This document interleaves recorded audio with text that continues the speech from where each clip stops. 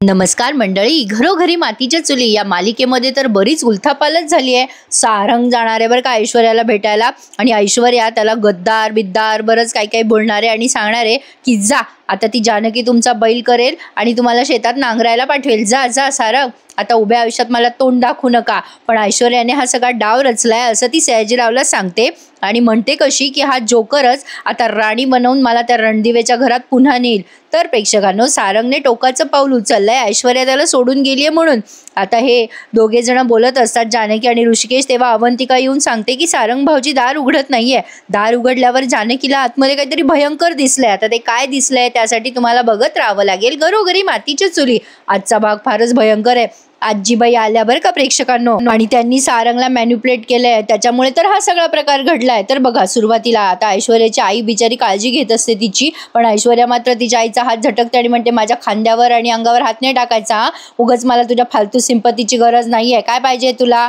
तू जा इथून, मला तुझं काही ऐकायचं नाही आणि बोलायचं नाही। आणि तुझ्या डॉक्टरला पण सांग मला काही गोळ्या बिळ्या घ्यायच्या नाहीये, मला काही झालेलं नाहीये, माझ्या जखमा काही वरवरच्या नाहीये तुमच्या फालतू औषधाने बऱ्या होणाऱ्या। आता तिची आई म्हणते बाळा असं नको गो बोलूस। ऐश्वर्या म्हणते तू जा, मला तुझ्याशी नाही बोलायचंय। तिची आई म्हणते अगं ऐक ना ऐश्वर्या। आता ऐश्वर्या जोरात वसकते आणि म्हणते जा ना, एकदा सांगितलेलं कळत नाहीये का तुला? जा ग बाई जा। आता ती बिचारी आई तिथून निघून जाते। कमाल आहे ना प्रेक्षकांनो, दुसरी एखादी आई असती ना, एक कानाखाली मारली असती तर नीट झाली असती पोरगी, एवढी वेळच नसती आली यांच्यावर।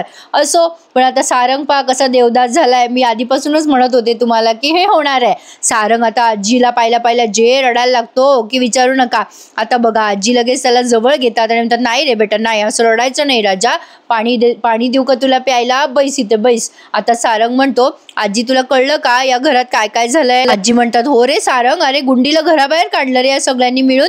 सारंग म्हणतो हो आजी, तेच बरोबर होतं। आजी म्हणतात अगं अरे काय बोलतोय सारंग, अरे हे तूच बोलतोय ना? सारंग म्हणतो हो आजी मीच बोलतोय। अगं मला फार वाईट वाटलं होतं ग तेव्हा, पण मी या सगळ्या गोष्टींचा विचार केला ग। अगं जे झालं ते बरोबरच झालं, बायको झाली म्हणून काय झालं, चूक ते चूकच ना। पण आता मात्र मी त्यांचा विचार करणारच नाहीये। आता आजी म्हणतात हे तू नाही बोलत आहे बेटा, हे तुझ्या मनातलं चुकीचं मन बोलतंय। मग सारंग म्हणतो नाही ग आजी, अगं आम्ही सगळ्यांनी मिळून हे ठरवलंय, आम्ही कुटुंब कौल दिला तेव्हाच कळलं की आम्हाला ऐश्वर्या गुन्हेगार आहे म्हणून, आणि मी माझ्या मनाचंच ऐकतोय। आता आजी लगेच म्हणतात सारंग मला एक सांग, तुला कशी पटली हे सगळं गोष्ट की हे सगळं ऐश्वर्याने केलं म्हणून? सारंग म्हणतो अगं आजी नानांनी स्वतः सांगितलं, ऐश्वर्यानेच ढकललं त्यांना म्हणून। अगं आजी ऐश्वर्यामुळेच वाद चालू आहे या घरात आणि त्यांनी सगळ्यांची मनं कलुषित केली ग। आता लगेच आजी म्हणतात मन कलुषित, घर दूषित या सगळ्या शब्दाची जी भाषा आहे ना ही त्या जानकीची आहे। अरे तिने मुद्दाम तुला पट्टी पडवली आणि तुला बदनाम केलंय, ऐश्वर्याला बदनाम केलंय। सारंग म्हणतो आजी तू नको ऐश्वर्याची बाजू घेऊ, तू कशी काय बाजू घेऊ शकतेस ग ऐश्वर्याची? त्यावर आजी म्हणतात अरे सारंग, प्रत्येक नाण्याच्या दोन बाजू असतात। मला सांग, तुला नानाने सांगितलं ना की जानकीने नाही ऐश्वर्याने ढकललं, आणि तुम्ही सगळं हे खरं मानताय काय रे? हे सगळं कोणी पाहिलं का? आणि मुळात मी म्हणते हे सगळं खरंच नसेल तर? आणि आता सारंगला काही विश्वास बसेना। पण प्रेक्षकांनो काय आहे ना, आजीबाईंनी पुढच्या सीन मध्ये काही थेरी सांगितली की जानकीने केलं ते खरं नसेल वगैरे वगैरे, किंवा ऐश्वर्याने केलं ते मला काही पटलं नाहीये। पण मध्येच आता ऐश्वर्याचं सीन त्यांनी दाखवलाय। मी आधीच म्हणलं होतं प्रेक्षकांनो, ऐश्वर्या या घराला काही शांत राहू देणार नाही, कारण सिरियल अजून संपलेली नाहीये। आजीबाई आल्या आणि बरोबर सारंगला मॅन्युप्युलेट करून गेल्या। आता ऐश्वर्या तिच्या लग्नाचे फोटो बघत असते, तिची आई येते तिथे आणि तिला म्हणते 2 घास खा ना ग ऐश्वर्या, अगं पोरी कालपासून तुझ्या पोटात अन्नाचा कण नाहीये, खा जरा। ऐश्वर्या म्हणते कशाला खायचंय मला नाही खायचं, जा इथून, उगाचच मान आणि त्या अपमानाच्या शिव्या खाऊन माझं पोट भरलेलं आहे। नाहीतर एक काम करते का, त्या अन्नामध्ये विष कालव आणि देऊन टाकतो भात मला। आता तिची आई म्हणते अगं बाई असं का बोलते, तुला बरं वाटत नाहीये का, तुला त्रास होतोय का ग बाळा? आता कोणी एवढा आईशी उद्धट बोलतं का हो प्रेक्षकांनो? ऐश्वर्या म्हणते अगं माझं आयुष्य बर्बाद करून तुला आनंद झाला असेल ना? तिची आई म्हणते मी काय केलं बाळा? ती ऐश्वर्या म्हणते तुझ्याच मनासारखं झालंय, अगं मी माझ्या घरात आनंदात होते, सुखात होते, तुला सहन झालं नाही ना? कशाला त्या रणदिवेच्या घरात पाठवलं ग मला? काय गरज होती तुला हे सगळं करायची? अगं त्या जानकीने मला रिजेक्टेड पीस म्हणून हाकलून दिलंय, ती जानकी माझा वाटेल तसा अपमान करत होती आणि तू नुसती गंमत बघत होती ना. तिची आई म्हणते अगं बेटा ऐक ना माझं. ऐश्वर्या म्हणते मला काही बघायचं नाही काही ऐकायचंच नाही, मला सगळं कळून चुकलेलं आहे. तुम्ही ना सगळे फेक आहात, तुम्हाला कोणालाच माझी किंमत नाही राहिलेली. कसं असतं ना प्रेक्षकांनो, काही असे लोक असतात स्वतःच्या अपयशाचं खापर स्वतःच्या आई वडिलांच्या किंवा दुसऱ्याच्या माथी मारण्यात पटाईत असतात. तशीच ही ऐश्वर्या आहे. स्वतःला तर काही जमलं नाही, वाटेल तसं वागत राहिली, मनाला येईल तसं वागत राहिली आणि आता तिच्या अपयशाचं खापर स्वतःच्या आईवर टाकते. तिची आई तर बिचारी केविलवाणे तिला कायम समजवत राहिली, पण ऐश्वर्याने त्याकडे कायम कानाडोळा केला आणि आजही ती तिच्या आईलाच ब्लेम करते, जे अत्यंत चुकीचं आहे. आपण मालिकेच्या पात्राविषयी बोलतोय. तर पुढे बघा, ही आजीबाई लगेच सारंगला डोळे बिळे पुसते सारंगचे आणि सारंगला म्हणते बेटा नाण्याच्या 2 बाजू असतात रे सारंग. हे बघ तुला समजावून सांगते मी, मला सांग सगळी प्रॉपर्टी कोणाच्या नावावर आहे. सारंग म्हणतो ऋषिकेश दादाच्या नावावर. मग आजीबाई म्हणतात कंपनी कोणाच्या नावावर आहे. मग सारंग म्हणतो जानकी वहिनीच्या नावावर.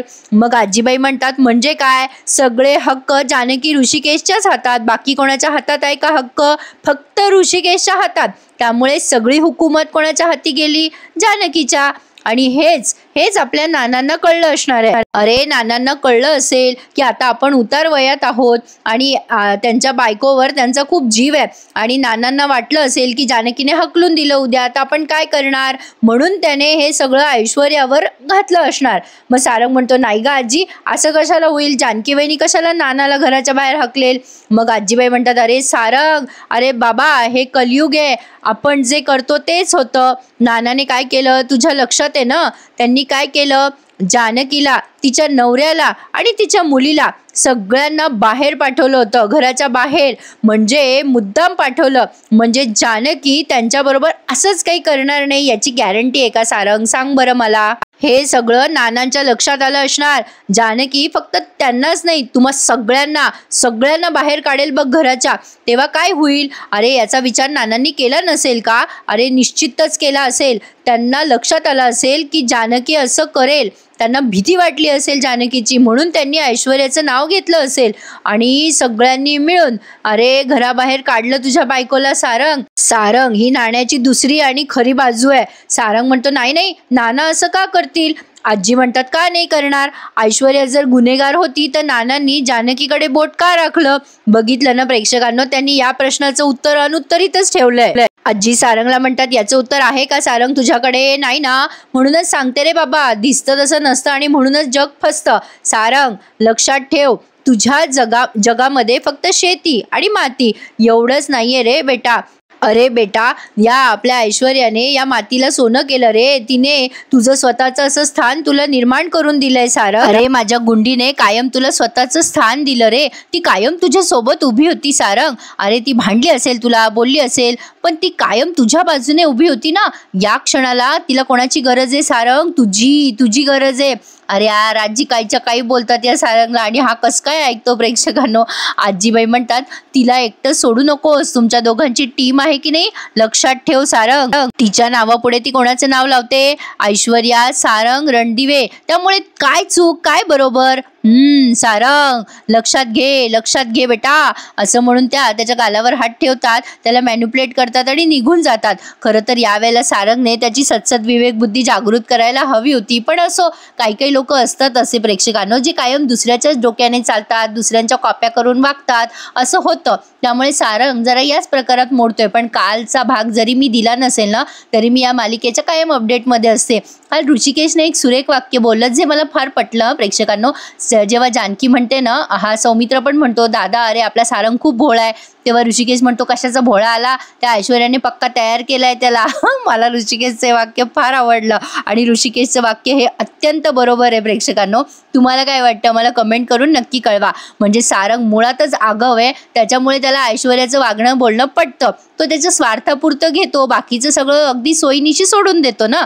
बाय द वे आपण मालिकेच्या पात्राविषयी बोलतोय. तर असो, आता इकडे या ऐश्वर्याची आई तिला म्हणत असते अगं ऐश्वर्या काय रागराग करते ग बाई माझा, अगं जेवून घे, 2 घास खाय.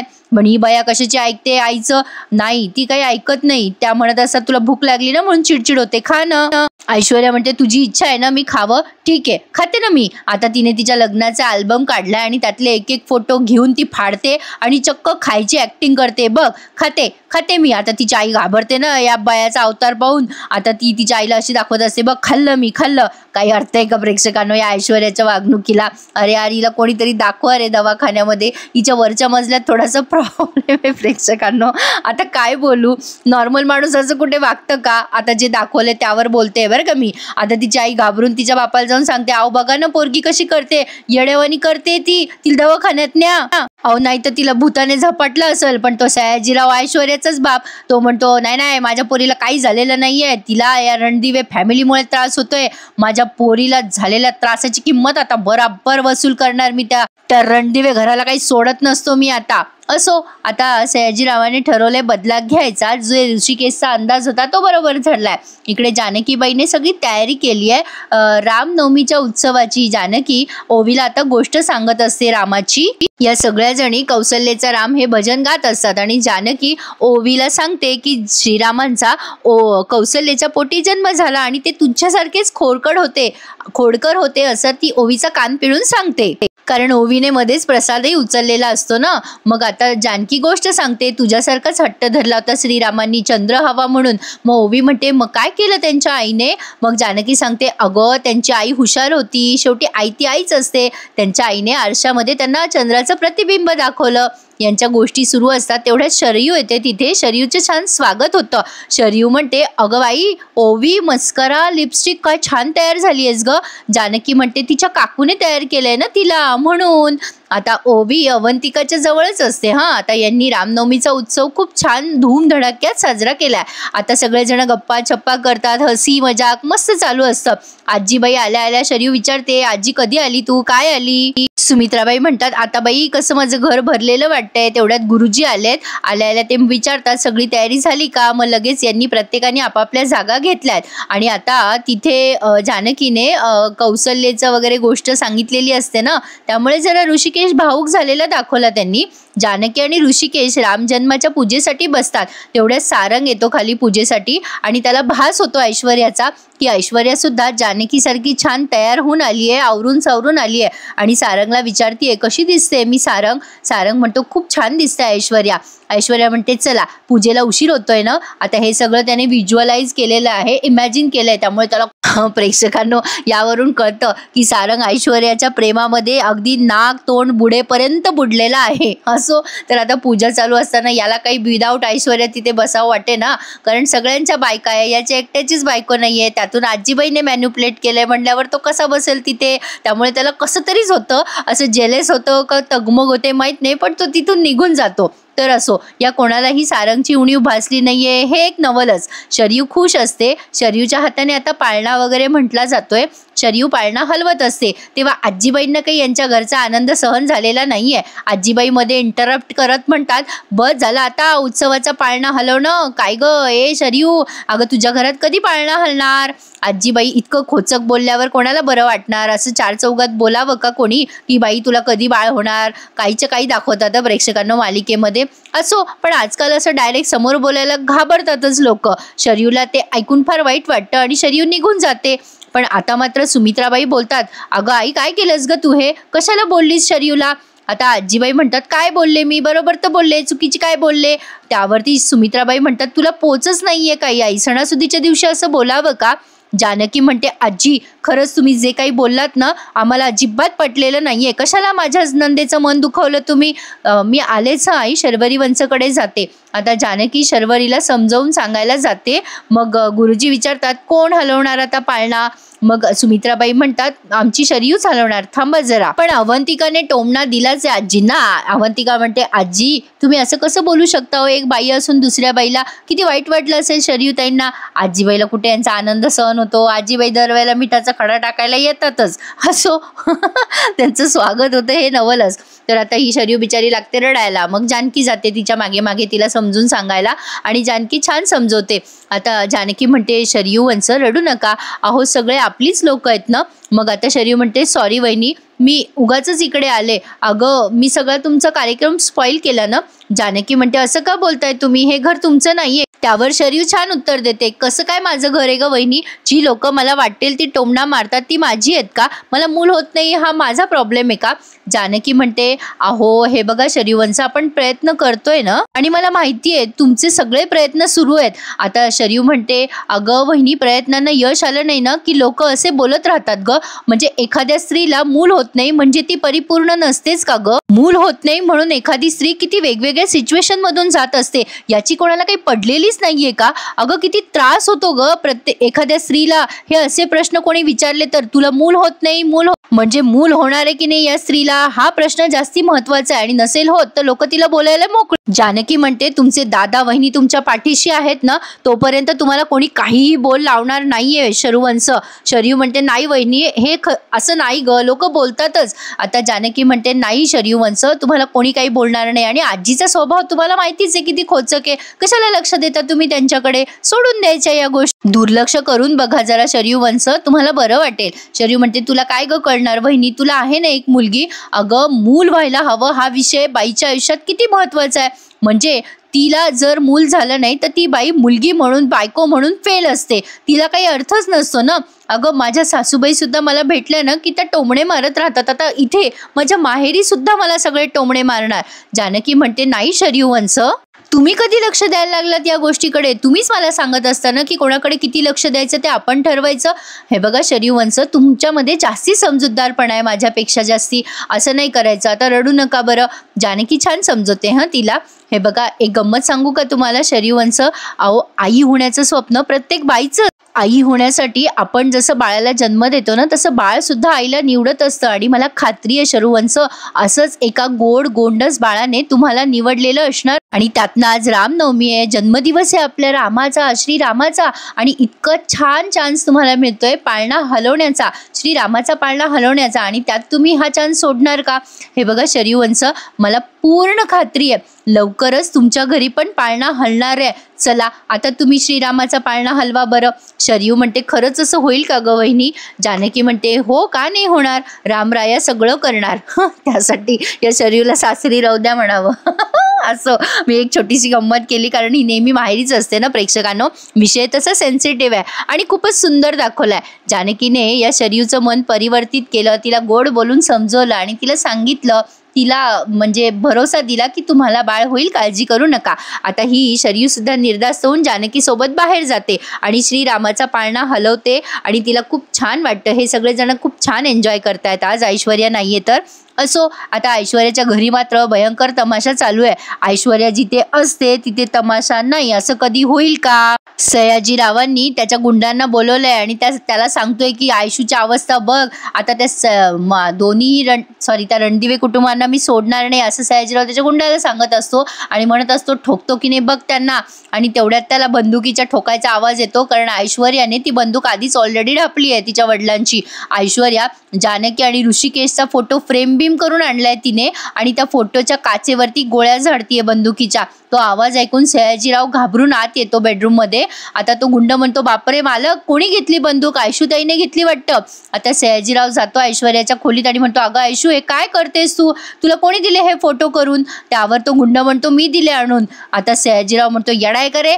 मग ऐश्वर्या म्हणते मला यांच्यावर राग काढायचा आहे, उद्या मी आज यांच्या फोटोवर राग काढतेय पण उद्या मी यांच्यावर राग काढणार आहे. आज फोटोला गोळ्या झाडतीये पण उद्या मी यांच्यावर गोळ्या झाडणार. सयाजीराव म्हणतो तुला रागच काढायचा आहे तर यांच्यावर काढ, फोटोवर कशापाई काढते, अगं यांचा आनंद वरबाडून काढ. मग ऐश्वर्या म्हणते हो ओरबडणारच आहे, कारण त्यांना माहिती नाहीये त्यांनी कोणाशी पंगा घेतला. माझा मान सन्मान अब्रू सगळं यांनी घालवलं, मी सुद्धा यांचा मान सन्मान अब्रू सगळं घालवणार. मला हकलून हे त्या घरात उत्सव साजरा करत असतील ना, आता मी त्यांच्या घरात घुसून पुन्हा त्यांना बर्बाद करणार. ऐश्वर्या रणदिवे काय चीज आहे ना हे यांना दाखवून देणार. की ऐश्वर्या त्यांच्या घरात पुन्हा रामायण घडवणार. आता प्रेक्षकांनो, या लॉजिकमध्ये मला असं कळतंय की आता ऐश्वर्या मे बी जानकीलाच किडनॅप करून ठेवणार आहे खूप दिवस. त्यामुळे आता जानकीच्या शोधामध्ये हे ऋषिकेश राव सगळीकडे वणवण भटकणार आहेत. एक असा माझा अंदाज आहे बरं का.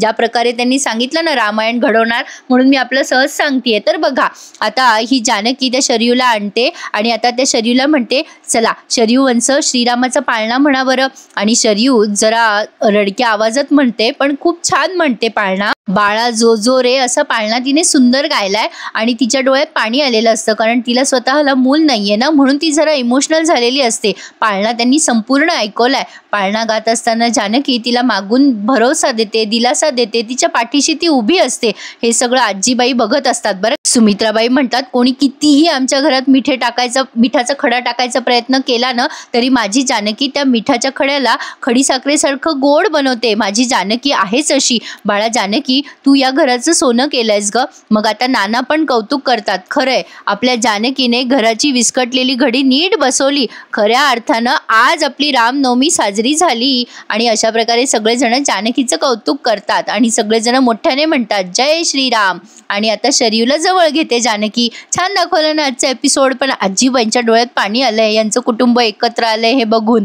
आता सगळे हॅप्पी आहेत. तर इथे त्यांनी हा एपिसोड संपवला. पुढच्या भागात आपण बघणार आहोत ऐश्वर्या सारंगला मॅन्युप्युलेट करत म्हणते, त्या जानकीने तुम्हाला बरोबर काय बावली बनवलंय, कलसूत्री बावली. जा शेतात जा. अहो, आता तुमच्या हातात फक्त नांगरणं हेच उडलेलं आहे. जा, मला काही फरक पडत नाही तुमच्यामुळे आता, असं म्हणून ऐश्वर्या सारंगला हकलून देते. सारंगला येतो राग, तो लागतो रडायला आणि खोलीत जाऊन काहीतरी करायचा प्रयत्न करतो. आता ऐश्वर्या तिच्या वडिलांना सांगते, हा सारंग नावाचा जोकरच मला रणदिवेच्या घरात राणी बनवून नेणार, बघच डॅडा तू. आता हे ऐश्वर्याचं भाकीत कुठपर्यंत खरं होतंय ते बघूयात. आता दार लावून घेतलेलं असतं. सगळेजण दार तोडून सारंगच्या खोलीत जातात, तर त्यांना काहीतरी विपरीत दिसतं. आता काय दिसलं असेल हे बघण्यासाठी उद्याचा भाग बघावा लागेल. कसा वाटला प्रेक्षकांनो आजचा एपिसोड, मला कमेंट करून सांगा. आणि लाईक, कमेंट आणि शेअर करायला विसरू नका. भेटूयात उद्या पुन्हा एकदा घरोघरीचा रिव्ह्यू घेऊन. तोपर्यंत टेक केअर. धन्यवाद.